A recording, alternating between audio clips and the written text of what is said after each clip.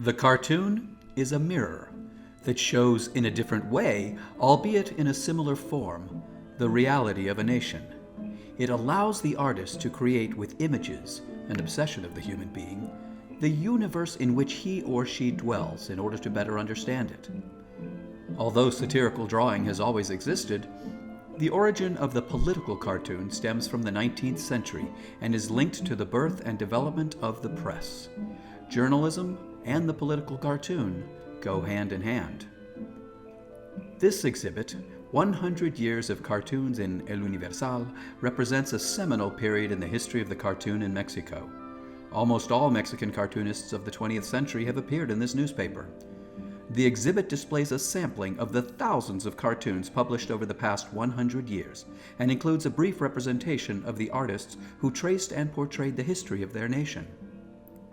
The pages of El Universal have displayed these critical works of aesthetic greatness by gifted artists such as Andrés Audiffred, Eduardo del Río Rius, Helioflores and Rogelio Naranjo, who have shaped Mexican national events with art and humor.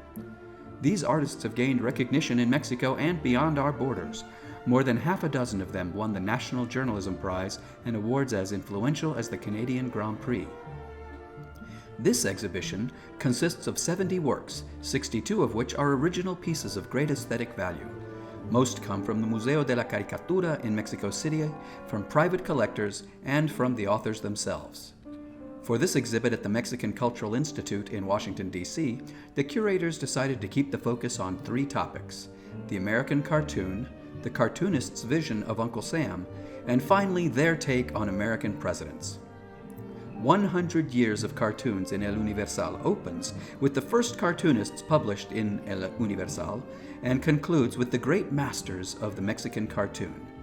Experiencing 100 years of history through graphic humor allows us to understand who we are, because humor is something to be taken very seriously.